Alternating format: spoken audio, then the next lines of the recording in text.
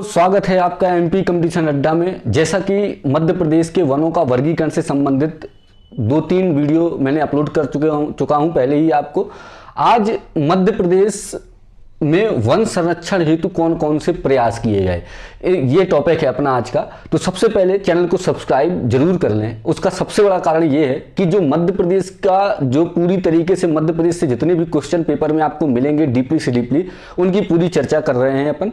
तो चलिए सबसे पहले मध्य प्रदेश में वन संरक्षण के प्रयास, इसमें आपको मिलेगा क्या क्या, संरक्षण के प्रयासों में कौन कौन से फैक्ट मिलेंगे। तो आज जो सबसे इंपॉर्टेंट टॉपिक ये है कि जितनी भी वन संरक्षण से संबंधित योजनाएं हैं, वनों के जो संस्थागत जो प्रयास किए गए हैं, वैधानिक प्रयास किए गए हैं, इन सब की चर्चा करेंगे और इनका कब कब गठन हुआ उनकी चर्चा करेंगे। तो मतलब क्या है कि आज का जो वीडियो है वो बहुत ज़्यादा इंपॉर्टेंट है आपके लिए, क्योंकि उससे बहुत सारे फैक्ट आज आपको मिलने वाले हैं। तो चलिए शुरुआत करते हैं।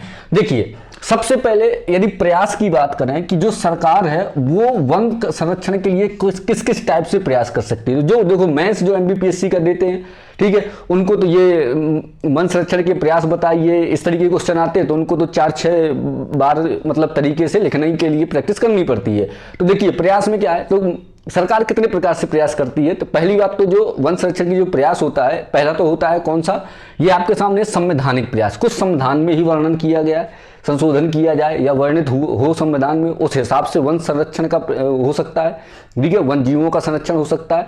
दूसरा वैधानिक, मतलब यदि संविधान के पर्टिकुलर किसी आर्टिकल में नहीं है तो वैधानिक क्या होता है, कोई एक्ट बना दिया जाए, ठीक है। जैसे आपने बहुत सारे एक्ट वन संरक्षण के लिए सुने हैं, ठीक है, तो बहुत सारे मतलब मान लो कोई एक्ट बना दिया जाए, उसके तहत प्रावधान कर दिया जाए, तो एक तो वो तरीका है। दूसरा क्या हो सकता है, संस्थागत हो सकता है। संस्थागत मतलब कैसा कि कोई पर्टिकुलर संस्था बना दी जाए कि ये संस्था वन जीवों की ही रक्षा करेगी। जैसे टाइगर रिजर्व के लिए टाइगर रिजर्व बना दिए, ठीक है, अभ्यारण्य बना दिए, अब बायोस पर रिजर्व आया उसको बना दिया। तो पर्टिकुलर संस्थाएं भी एक निर्माण की जा सकती हैं। जैसे जबलपुर में संस्था है अपनी, ठीक है, बालाघाट में प्रशिक्षण केंद्र है, तो ऐसी संस्थाओं का भी निर्माण कर सकते हैं। और क्या हो सकता है, योजनाएं चलाई जा सकती हैं, जैसे देवारण्य योजना आपने सुनी होगी। तो इन सब चीजों की चर्चा जो है तो फुल डिटेल में करेंगे आज कि कौन कौन से कैसे कैसे बनाई गई। तो सबसे पहले संवैधानिक प्रयास, मतलब संविधान में वन संरक्षण के लिए कहां कहां वर्णन है। तो पहला तो सबसे इंपॉर्टेंट ये भाई कि जो संविधान की आत्मा है, यानी कि मौलिक अधिकार, ठीक है, मुख्य रूप से जो संविधान की आत्मा ही है मौलिक अधिकार, उसी में वर्णन है, मतलब वनों से संबंधित। तो वो आर्टिकल कौन सा है, आर्टिकल 21 का। देखो भैया आर्टिकल 21 जो है ना, ये सबसे ज्यादा इंपॉर्टेंट है। आपको आर्टिकल 21 के बारे में पढ़ा होगा कि जो आर्टिकल 21 है वो प्राण और दैहिक स्वतंत्रता का अधिकार, क्या प्राण और दैहिक स्वतंत्रता का अधिकार है, केवल इतना लिखा था। उसको कोर्ट ने, सुप्रीम कोर्ट ने मतलब इतना लंबा खींचते चले गए हैं, इतनी व्याख्या उस आर्टिकल की होती चली जा रही है कि उसमें सब कुछ समाहित होता चला जा रहा है, ठीक है। तो आर्टिकल 21 का में ही लिखा है कि भारत के सभी नागरिकों को स्वच्छ पर्यावरण का अधिकार है। अब स्वच्छ पर्यावरण होना चाहिए, ये भारत के सभी नागरिकों को अधिकार प्राप्त है, मौलिक अधिकार है भाई। उसके लिए आप कोर्ट जा सकते हो कि हमें यहाँ पर, जैसे दिल्ली एनसीआर में कोर्ट देखो हमेशा कुछ ना कुछ आदेश देता रहता है, ठीक है, क्यों, क्योंकि आर्टिकल 21 का उल्लंघन होता है, ठीक है। तो पर्यावरण, स्वच्छ पर्यावरण का अधिकार सबको है। उसके बाद अब सबसे इंपॉर्टेंट और क्या, आपके डीपीएसपी हैं, नीति निर्देशक तत्व हैं, उनमें भी वर्णन किया गया है। तो उसमें कौन सा आर्टिकल है, आर्टिकल 48 का। तो 21 का में और आर्टिकल 48 के का में भी कहा गया है कि जो प्रत्येक भारत के राज्य हैं वो क्या करेंगे, वन्य जीव पर्यावरण का संरक्षण व संवर्धन, ठीक है, पर्यावरण जो है मतलब जो वन है उनको संरक्षित करेंगे, मतलब बचाएंगे, कटाई नहीं ज्यादा होगी, साथ में संवर्धित करेंगे, मतलब वहां पर और वनों की जो है तो वनों की बढ़ोतरी की जाएगी, प्रयास करेंगे। तो आर्टिकल 48 का डीपीएसपी क्या कहता है, डीपीएसपी कहता है कि भारत के प्रत्येक राज्य जो है तो वो वन जीव पर्यावरण का संरक्षण व संवर्धन करने का प्रयास करेंगे। डीपीएसपी में ये शब्द लास्ट में जुड़ा हुआ है, प्रयास करेंगे, ठीक है। और मौलिक अधिकार में क्या है कि ये अधिकार प्राप्त है, इसका उल्लंघन आप नहीं कर सकते हो। तो डीपीएसपी हो गया। और कहां वर्णन है संविधान में, अब आ जाओ मौलिक कर्तव्य। मौलिक कर्तव्य के आर्टिकल 51 का में कहा गया है कि भारत के प्रत्येक नागरिक का कर्तव्य है, मौलिक कर्तव्य की स्टार्टिंग इसी से होती है कि भारत के प्रत्येक नागरिक का कर्तव्य है, क्या कर्तव्य है कि पर्यावरण, वन जीवों और पशु पक्षियों का संरक्षण और संवर्धन करे, कि भारत के प्रत्येक नागरिक का ही ये कर्तव्य है कि वो पर्यावरण, वन जीवों और पशु पक्षियों का क्या करे, संवर्धन करें। क्लियर। तो ये 3 आर्टिकल हैं, संवैधानिक प्रयास किए गए। आर्टिकल 21 का मौलिक अधिकार में भी इनको रखा गया, और आर्टिकल 48 का में रखा गया, 48 का में भी रखा गया, और आर्टिकल कौन सा 51 के का में भी इसको पर्यावरण से संबंधित प्रावधान रखे गए। तो 3 जो है तो मुख्य रूप से क्या हो गए, ये संवैधानिक जो है तो प्रयास किए हैं पर्यावरण को बचाने के लिए, अपने संविधान में ही है। उसके बाद क्या है, उस संवैधानिक प्रयास के बाद अब कौन से प्रयास देखेंगे, अब अपन देखने वाले हैं वैधानिक प्रयास। अच्छा, वैधानिक मैंने शुरुआत में ही समझाया आपको कि वैधानिक क्या होता है, कि जब संसद कोई विधि बना करके, मतलब कोई किसी भी प्रकार की विधि बनाती है, यानी एक्ट बना करके कोई जो है तो प्रावधान करती है, तो उसको क्या बोलते हैं, वैधानिक प्रभाव बोलते हैं। अच्छा, उसमें से कौन से हैं, ये पेपर में आपने जितने लोगों ने पेपर दिया होगा, यहां से पूरे क्वेश्चन आपको आए होंगे। देखो, यदि आपको सही तरीके से दिख नहीं रहा तो केवल जूम करना है आपको अपने इस मोबाइल में और आपको दिखने लगेगा।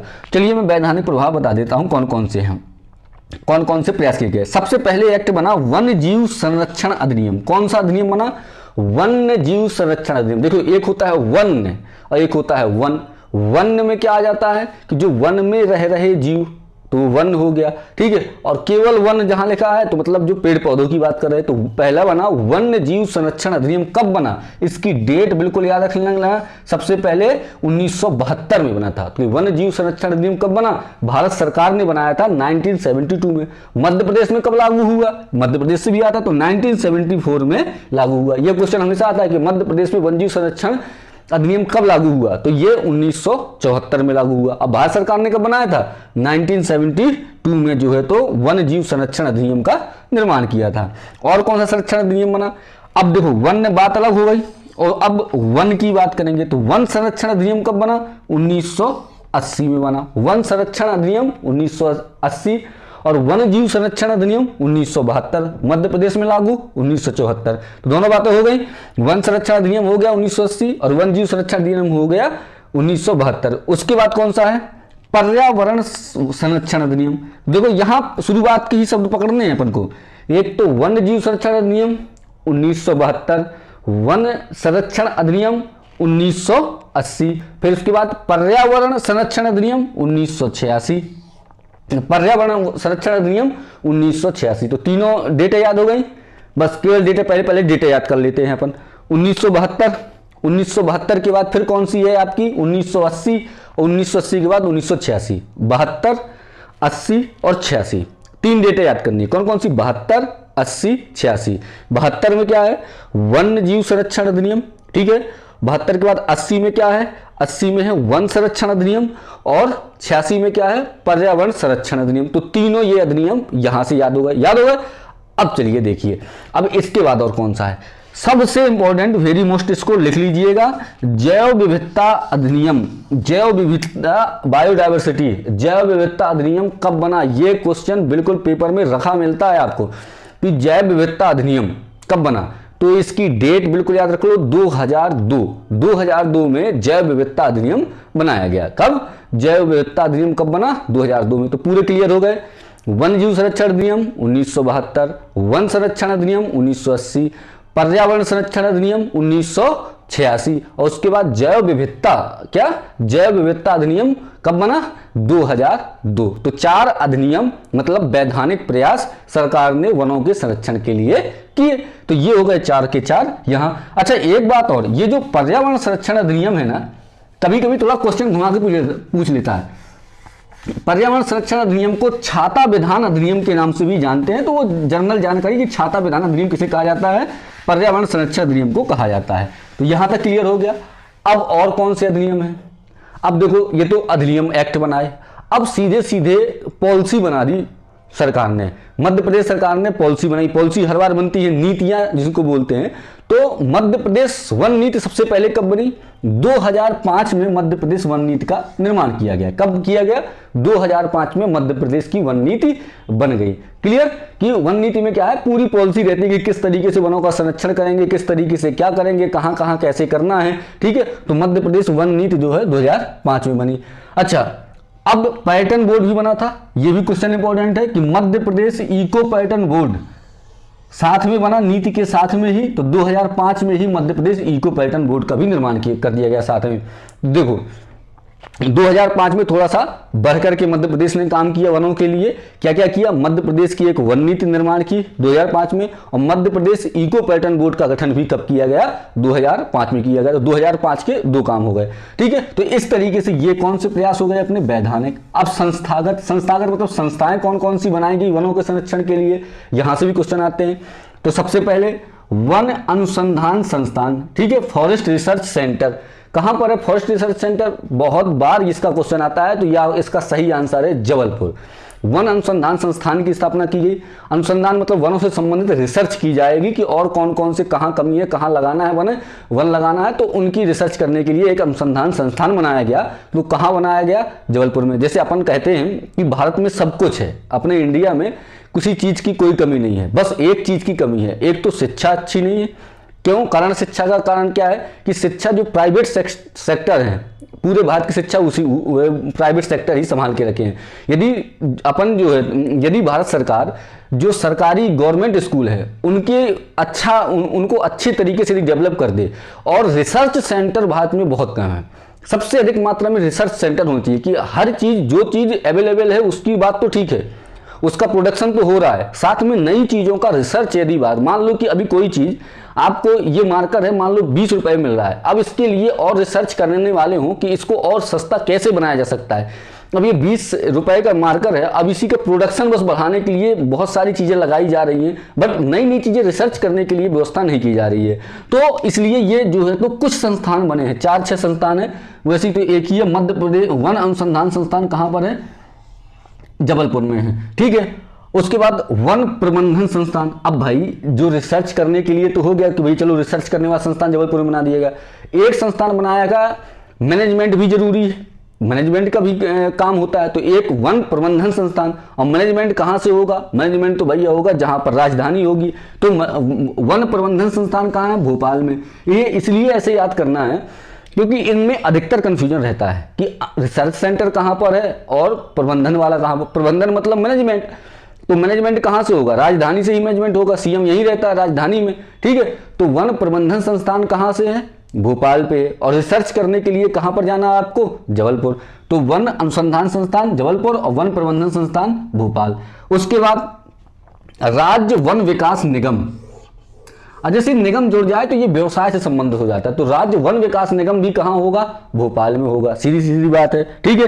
तो राज्य वन विकास निगम कहां पर है? भोपाल में है। तो बात समझ में आ गई। वन अनुसंधान संस्थान जबलपुर, वन प्रबंधन संस्थान भोपाल, राज्य वन विकास निगम कहां पर हो गया? भोपाल में। अच्छा, वन महाविद्यालय। दो क्वेश्चन पहले बहुत आते थे, वन महाविद्यालय कहां से? तो एक तो पहला है बालाघाट में और दूसरा उसी के साइड में बैतूल में, क्योंकि वहीं अधिकतर वन है। तो वन महाविद्यालय कहां पर है? बालाघाट और बैतूल में है। तो ये तो हो गए, संस्था बना दी गई, ठीक है। रिसर्च सेंटर भी आपने पढ़ लिया, साथ में प्रबंधन मैनेजमेंट के लिए भी देख लिया और निगम के लिए भी देख लिया, तीनों बातें हो गई। तो एक ही याद रखना है मेरे हिसाब से कि वन अनुसंधान संस्थान यदि पता चल गया जबलपुर में बकाया तो भोपाल में ही है, ठीक है। अब योजना कौन कौन सी बनी वनों के लिए? तो सबसे पहले योजना बनी पंचवन योजना। पंचवन योजना कब बनी? 1976 में। और 1976 में ही एक योजना बनी सामाजिक वानिकी योजना। सामाजिक वानिकी योजना भी कब बनी? 1976 में, ठीक है। ये जो स्वयं सहायता समूह है इनको सबको इसी तरीके से मतलब ग्रुपिंग बना करके वनों से संबंधित काम करने के लिए जो प्रोत्साहन दिया गया। तो सामाजिक वानिकी योजना 1976 में और पंचवन योजना 1976 में। दोनों योजनाएं कब बनी? 1976 में। उसके बाद वानिकी विस्तार योजना। वानिकी विस्तार योजना की डेट क्या है? 1983 वानिकी विस्तार योजना। चरण पादुका योजना 2018, ये उसके लिए तेंदुपत्ता वाले जो थे उनके बच्चों को उनके लिए चरण पादुका के संबंधित योजना बनाई गई थी। तो कब बनाई गई? 2018 में चरण पादुका योजना डेवलप की गई। दीनदयाल वनांचल योजना 2016 में। दीनदयाल वनांचल योजना 2016, इनकी डिटेल भी आगे पढ़ेंगे, पूरी योजनाएं अलग से मैंने बना के रखी हैं। तो डिटेल उद्देश्य इनका क्या है, इनके कार्य क्या है योजनाओं को, वो भी अपन देखेंगे। तो अभी तो केवल इनकी डेट है, क्योंकि अभी इसलिए यहां पर रख दी है कि योजनागत प्रयास में भी आपको समझ में आ जाए। बाद में जब पर्टिकुलर योजना पढ़ेंगे तो उनकी एक एक डिटेल, उनके कार्य, उनकी उपलब्धियां, हर चीज देखेंगे। तो योजनागत प्रयास में पंचवन योजना 1976, सामाजिक वानिकी योजना 1976, वानिकी विस्तार योजना 1983, चरण पादुका योजना 2018, दीनदयाल वनांचल योजना 2016 और देवारण्य योजना जो है तो मध्य प्रदेश सरकार ने बनाई है। तो यदि वीडियो आपको अच्छा लगा है तो सब्सक्राइब, लाइक, शेयर जरूर करें और अगले वीडियो के लिए आप इंतजार करें। अगला वीडियो आपको कल मिलेगा और इसी के आगे। धन्यवाद, मिलते हैं अगले वीडियो में।